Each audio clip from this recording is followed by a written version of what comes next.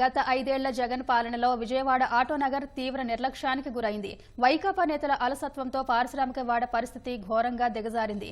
అస్తవ్యస్తమైన రహదారులు, పూడుకుపోయిన మురుగు కాలువలు, గుంతల్లో నిలిచిపోయిన వర్షపు నీరు, రహదారుల పక్కనే పేరుకుపోయిన చెత్త కుప్పలు.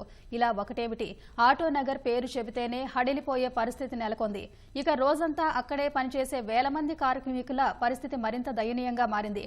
కొత్త ప్రభుత్వమైనా తమ సమస్యల్ని పరిష్కరిస్తుందని కొండంత ఆశలు పెట్టుకున్నారు అక్కడి స్థానికులు. విజయవాడ ఆటోనగర్ రణగుణ ధ్వనులతో నిత్యం రద్దీగా ఉంటుంది. 175 ఎకరాల్లో ఉన్న ఈ ప్రాంతంలో ప్లాస్టిక్, ఆయిల్ పరిశ్రమలు మొదలుకొని లారీలు, బస్సుల తయారీ, బాడీ బిల్డింగ్ తయారీ పరిశ్రమలు ఉన్నాయి. సుమారు 80,000 నుంచి 1,00,000 మంది వరకు కార్మికులు ఇక్కడ పనిచేస్తుంటారు. చిన్న, మధ్య తరహా పరిశ్రమల యూనిట్లు 3,000 వరకు ఉంటాయి.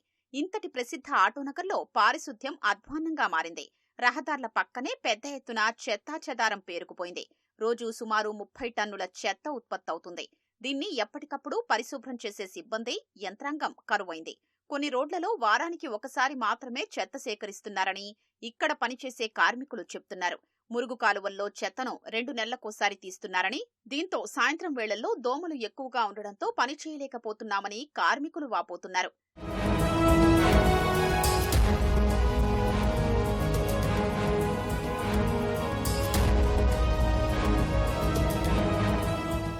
గుంటతిప్ప కాలువ, దానికి ఆనుకుని ఉండే రహదారి పరిస్థితి దారుణంగా ఉంది.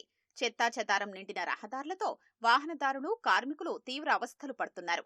స్థానికులు వ్యర్థాల్ని మురుగు కాల్వల్లో పడేస్తుండటంతో అవి పూడుకుపోతున్నాయి. కనీసం పూడికతీత పనుల్ని ఆటోనగర్ అభివృద్ధి సంస్థ ఐలా చేపట్టడం లేదు.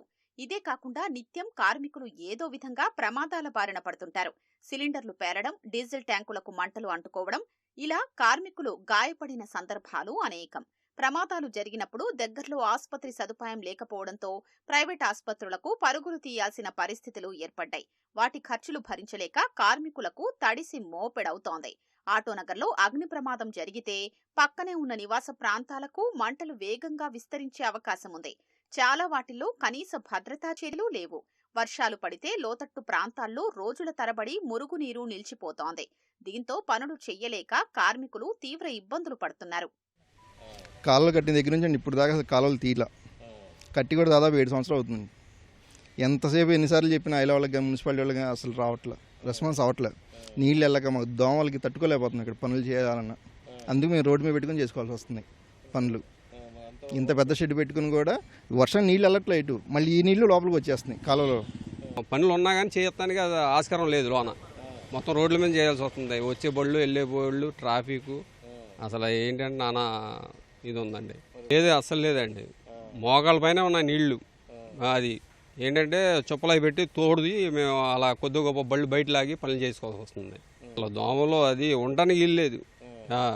4 అవుతే చాలు, ఇక్కడ నుంచుంటానికి ఆస్కారం లేదు. వాటర్ పోయేటట్టు చేయిస్తే మేము ఉంటామండి, దోమలతో అల్లాడిపోతున్నామండి. అది ఒక పరిస్థితి.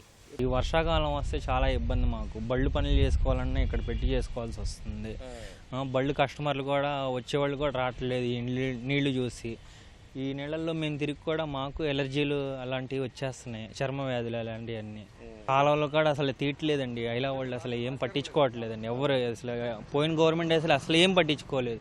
ఈ గవర్నమెంట్ అన్న కొద్దిగా చేస్తారని నమ్మకం మీద ఉన్నామండి. ఆటోనగర్లో గడిచిన 5 ఏళ్లలో అభివృద్ధి పనులు పడకేశాయి. ఐలా పరిపాలనా కార్యవర్గాన్ని ఎన్నుకోకపోవడంతో ఆటోనగర్ ఆరణా పారణా చూసే నాథులే కరువయ్యారు. కొత్త ప్రభుత్వమైన ఆటోనగర్ అభివృద్ధికి కృషి చెయ్యారని యూనిట్ల నిర్వాహకులు కోరుతున్నారు. అయితే ఇలా మన ఇక పాలక వర్గం అనేది ఉంటే ఎప్పటికప్పుడు వాళ్ళ వెనకాల పడి ఈ రోడ్లు కానీ ఇవి కానీ చేపించడానికి అవకాశం ఎక్కువగా ఉంటుంది. వాళ్ళు లేకపోతే చాలా కొంచెం కష్టం. ఈ ఆటోనగర్ ఈ మొత్తం కూడా ఇంత కరెక్ట్ చేయాలంటే చాలా కష్టంగా ఉంటుంది. ఈ ప్రభుత్వంలో కాస్త ఐలాల్ని మెరుగుపరచాలి. వేల మంది కార్మికుల భవిష్యత్తుతో ముడిపడి ఉన్న ఆటోనగర్ పారిశ్రామిక వాడను బలోపేతం చెయ్యాల్సిన అవసరం ఉంది. ఈ దిశగా కొత్త ప్రభుత్వం కృషి చెయ్యాలని స్థానికులు కోరుతున్నారు.